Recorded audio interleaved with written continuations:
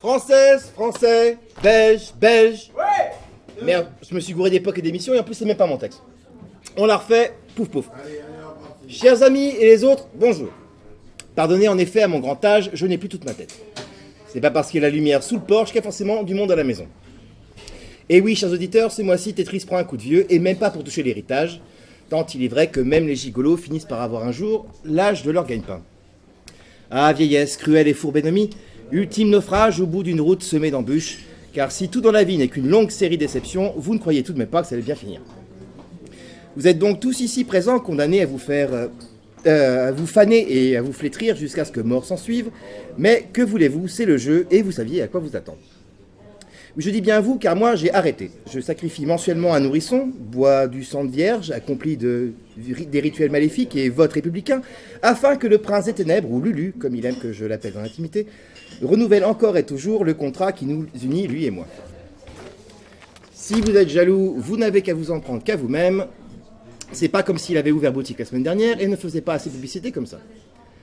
Je bénéficie donc du forfait Dorian Gray ou un portrait de moi vieilli à ma place pour l'éternité, à condition bien sûr que je règle chaque échéance mensuelle. Et vu que j'ai contracté ce pacte en 1909, je trouve que j'ai plutôt fait une bonne affaire. C'est donc une représentation de moi qui se retrouve affligée de ma croquignolette cirrhose, des conséquences de mes nombreuses maladies sexuellement transmissibles, de mon cancer du fumeur, de mon arthrose du genou, de mes problèmes de prostate et même de ma dyslexie, depuis que mon compte est passé premium automatiquement en 2000 comme bonus client. Une affaire, vous dis-je. Le tout pour le prix d'une âme dont je ne faisais rien, de la vie de quelques innocents dont personne n'a rien à foutre, et d'un droit de vote qui ne veut de toute façon plus rien dire.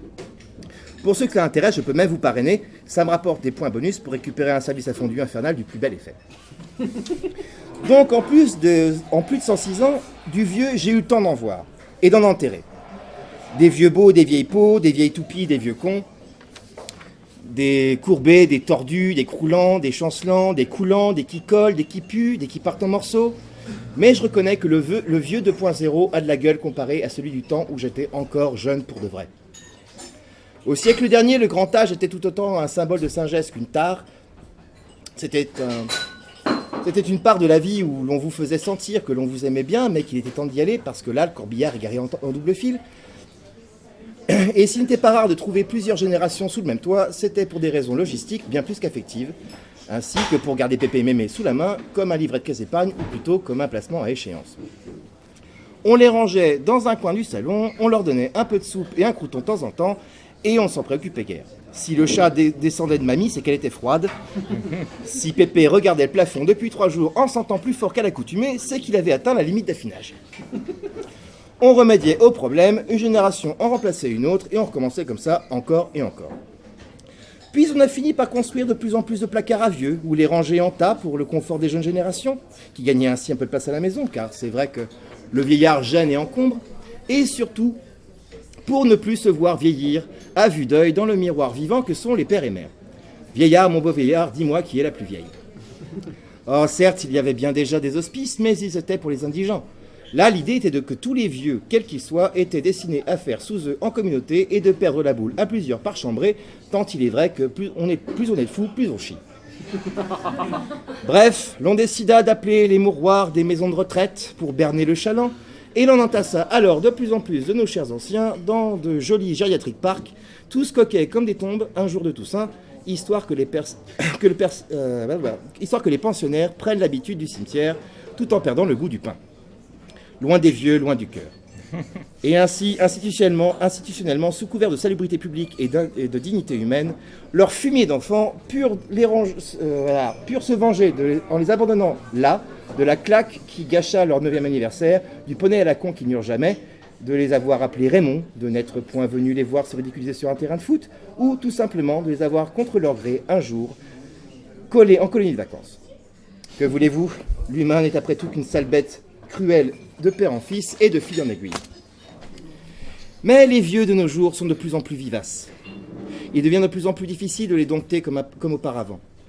Ils rechignent à aller bien gentiment vers la tombe en poussant leur déambulateur. Ils ruent dans les brancards, fougueux comme des chevaux mourants, certes, mais la colle que l'on fera de ces chevaux a le goût de la liberté qu'ils chérissent encore au fond de leur prothèse cardiaque. Ils lèvent un poing arthritique à hauteur d'épaule en chevrotant en direction de leurs oppresseurs un opassaran encore intelligible. Ces vieux insoumis sont votre avenir. Et la science aidant, vous serez même plus fringants encore. Ta gueule! La vision prophétique de deux nonagénaires chantant à tue-tête « I'd like to move it » est en passe de se réaliser. Vous serez tous un jour refaits de la tête aux pieds, botoxés, colmatés, lasurés, maintenant un semblant de jeunesse grâce à la médecine et un peu de DHEA. La tyrannie de la jeunesse renversée, les vieux seront leurs égaux, la mode, les tendances, les sorties, plus rien ne séparera les générations. La société sera un ensemble homogène de tarés narcissiques, indiscernables les uns des autres, un apocalyptique et vénal merdier peuplé de cagoles et de jackies. C'est alors que je finirai par définitivement prendre mes quartiers chez Lulu, parce que finir cerné de jeunes cons, de Lolita Alzheimer et de fossiles priapiques repeints en Playboy, merci mais non merci. Vendre mon âme pour l'immortalité et la jeunesse éternelle, d'accord, mais il y a des limites. En tout cas, d'ici là, amusez-vous comme des fous, foutez-vous de tout, la vie entre nous est si brève, et surtout, cueillez les roses de votre vieillesse.